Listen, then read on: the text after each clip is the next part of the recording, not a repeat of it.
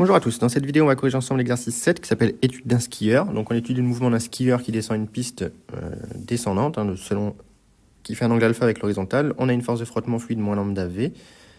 On note T et N les composantes tangentielles et normales de la force de frottement. Et on a d'après la loi de Coulomb que T est égal à Fn. Et on nous demande dans un premier temps de calculer T et N. Donc on va voir pour cela qu'il suffit de projeter les lois de Newton dans le repère qu'on a choisi. Donc on a la force poids ici, on a le skieur qui est en train de descendre, donc la force de frottement elle est en train de s'opposer à la descente. On a N, la réaction du support normale qui est dans ce sens, normale au support. Et enfin, je vais mettre d'une autre couleur pour qu'on la distingue bien. On a la réaction tangentielle ici, qui s'oppose également au mouvement. On va travailler dans la base EX, EY. Donc les aspects cinématiques sont assez simples ici, puisqu'on est en coordonnées cartésiennes. On a donc OM qui est égal à X, EX, il n'y a pas de mouvement selon Y, pour aller de O vers M. Donc on a la vitesse qui est égale à X point EX, et l'accélération qui est égale à X point EX. Au niveau de l'aspect dynamique, il y a plus à discuter. On a la force de frottement qui est égale à moins lambda vecteur vitesse, qui est donc égale à moins lambda x point EX. On a la réaction normale qui est égale à plus n EY. On a la réaction tangentielle qui est égale à moins t EX. Et enfin, on a le poids qui, lui, il faut décomposer. Comme d'habitude, on fait la petite gymnastique cérébrale. Si alpha égale 0, le plan est à l'horizontale et le poids était selon moins EY. Et si alpha égale pi sur 2, par contre, P va être selon plus EX. Donc voilà les projections de toutes les forces. Et ensuite, on écrit Newton 2 sur M de M dans le référentiel terrestre. C'est-à-dire que MA est égal à P plus N plus T plus F. Et donc sur EX et EY. Sur EX, on a vu que l'accélération s'écrivait x point point, donc ça nous fait mx point point, égale P, on a vu que c'était plus mg sin alpha, moins t, voilà tout ce qu'on a, moins lambda x point. Et pour le deuxième, on a 0, puisqu'il n'y a pas d'accélération selon y, qui est égal à moins mg cos alpha pour le poids, plus n pour la réaction du support, normal. Donc on récupère de la deuxième équation que n est égal à mg cos alpha. Et donc, d'après Coulomb, qui est rappelé dans l'énoncé, on a que t est égal à Fn, et donc est égal à Fmg cos alpha. Et donc, bilan, R qui est égal à t plus n est égal à Fmg cos alpha avec un moins selon Ex pour t, plus mg cos alpha selon Ey pour n. Donc voilà, on a réussi à calculer la force de réaction, normale et tangentielle, à l'aide du fait qu'il n'y avait pas de mouvement selon Y. Calculer la vitesse V et la position du skieur à chaque instant. Donc là, on va partir de l'autre équation maintenant. On a donc mx point point égale à mg sin alpha moins t, c'est-à-dire moins fmg cos alpha, moins lambda x point. Donc que l'on réécrit mx point point plus lambda x point est égal à mg facteur de sin alpha moins f cos alpha. Et donc pour la suite, on va un petit peu simplifier. On va poser g tilde, l'accélération de la pesanteur apparente du fait des frottements, c'est-à-dire g facteur de sin alpha moins f cos alpha, ce qui va nous permettre un petit peu de gagner de la place. Et donc on obtient l'équation x point point plus lambda sur m x point égale g tilde. Et donc on passe à l'équation sur la vitesse, on n'a que dvx sur dt plus lambda sur m vx égale g tilde, soit dvx sur dt plus lambda sur m qu'on va poser égal à 1 sur tau vx est égal à g tilde. Donc voilà l'équation différentielle qu'on obtient sur la vitesse, où on a posé tau égale à m sur lambda. Donc ça, c'est l'équation. On veut la calculer maintenant, mais il faut intégrer. On a que en solution, Vx de t est égal à mu exponentielle moins t sur tau plus g tilde fois tau, qui est la solution particulière. Or, v de 0 égale 0, égale mu exponentielle 0 plus g tilde fois tau. On en déduit que mu est égal à moins g tilde fois tau.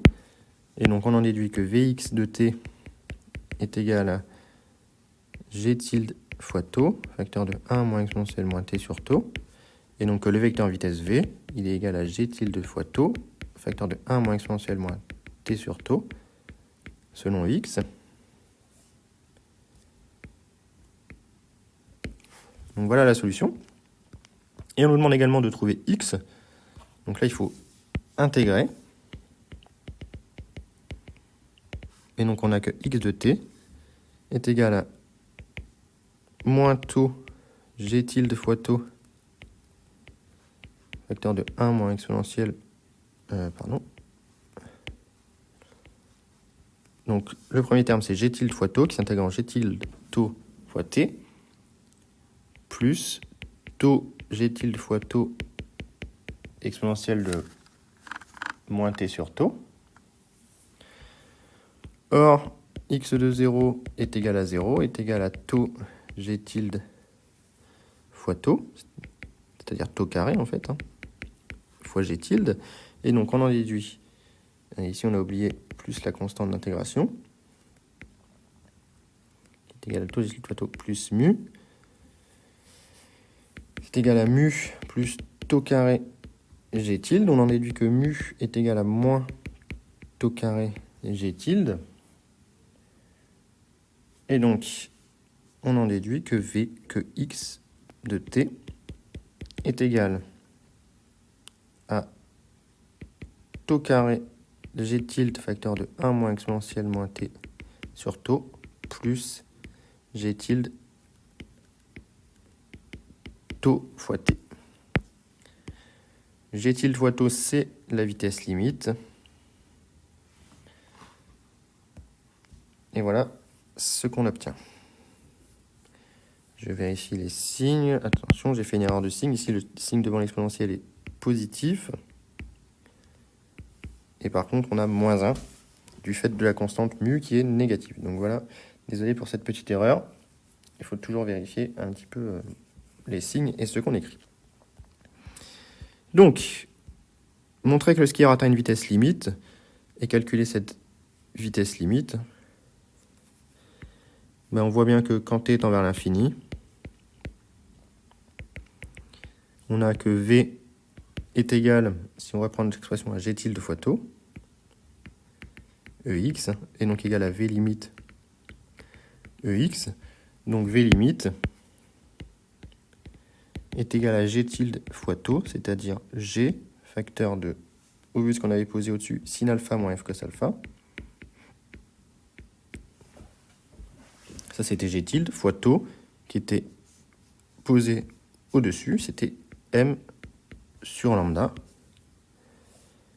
Donc voilà notre vitesse limite. Et donc on peut faire l'application numérique.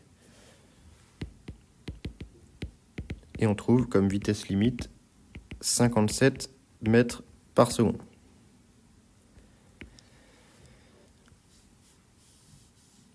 Alors c'est un résultat qui peut vous paraître élevé, mais si on fait l'application numérique de tau, m sur lambda, lambda vaut 1, donc on trouve 80 secondes. Donc vous voyez, pour atteindre les 57 mètres par seconde, si on veut atteindre les 3 taux, il faudrait 240 secondes. Donc évidemment, c'est utopique de faire 240 secondes comme ça, sans freiner, sur une descente. Donc c'est pas si aberrant que ça. On nous demande également de réécrire V en fonction de V limite. On a V qui est égal à V limite, facteur de 1 moins exponentielle moins t sur taux, tout simplement, si on remplace un G tilde fois taux par V limite. Donc voilà pour ces questions. On nous demande maintenant, dans la question suivante, de calculer littéralement et numériquement la date T1 où le skieur a une vitesse égale à V limite sur 2. Donc on cherche T1 tel que V de T1 soit égal à V limite sur 2. Donc T1 vérifie V limite facteur de 1 moins exponentielle de moins T1 sur taux égale à V limite sur 2. Donc ça c'est pareil que calculer un temps de demi-réaction. Hein. Donc on se retrouve avec 1 moins exponentielle de moins T1 sur taux égale à 1 demi, soit exponentielle de moins T1 sur taux égale à 1 demi. Et donc on trouve que T1 est égal à taux ln de 2. Et si on fait l'application numérique, on trouve 55 secondes.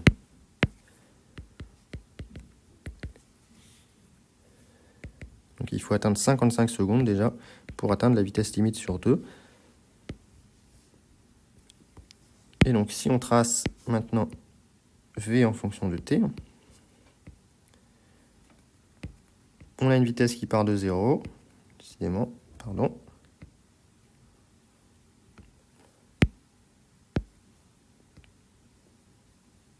Et on atteint une vitesse limite. On peut retrouver le temps taux comme d'habitude pour les systèmes d'ordre 1 à l'aide de la tangente. Je vous rappelle que taux, ça nous détermine le temps à 63%. Et donc le T1 qu'on nous a fait calculer, c'est celui de V limite sur 2.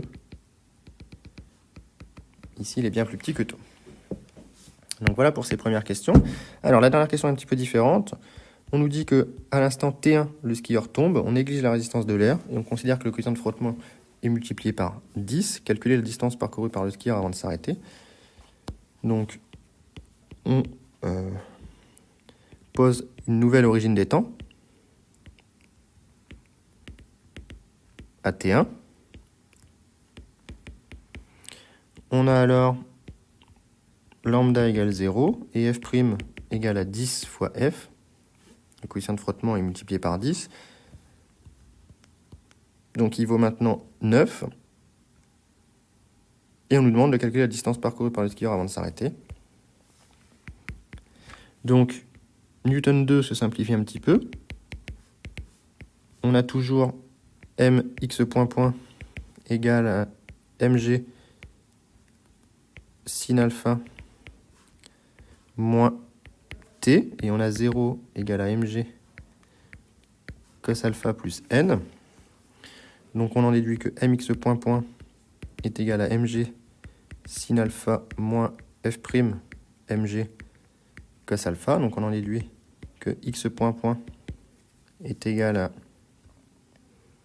g tilde, où g tilde est égal à g facteur de sin alpha moins f' cos alpha. Et donc par intégration, on a que x point est égal à g tilde fois t plus une constante lambda 1. Or, x point de 0, c'est égal à v de t1, c'est-à-dire v limite sur 2. Donc on a déduit que x point est égal à g tilde fois t plus v limite sur 2, puisque à t égale 0, ça c'est égal à lambda 1. Et donc on en déduit que x de t est égal à g tilde 1 demi de g tilde t carré plus v limite sur 2. On ne prend pas de fois le temps, plus on ne prend pas de constante, puisqu'on va poser que c'est le moment, c'est la position de 0 et qu'on cherche la distance parcourue. Donc on cherche x correspondant à la distance d'arrêt.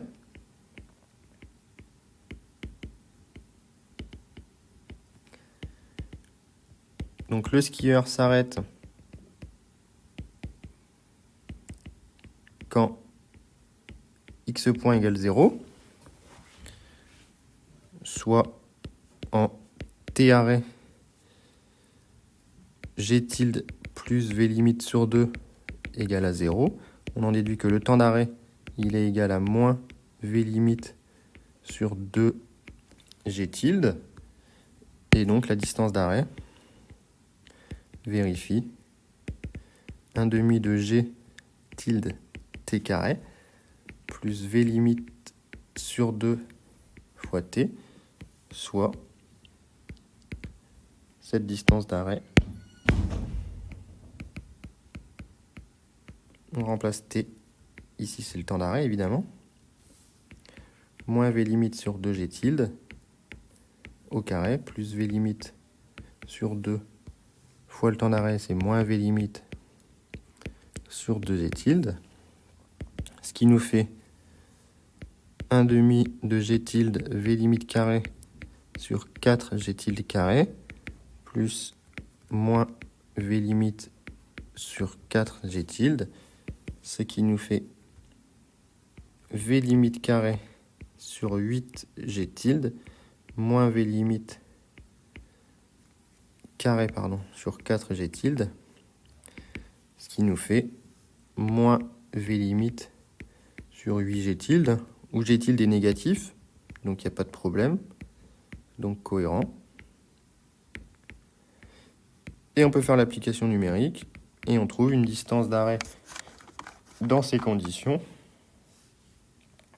de 14 mètres, ici. Donc voilà pour ce problème assez long. J'espère que la résolution était assez claire, et sinon si vous avez des questions, vous les mettez dans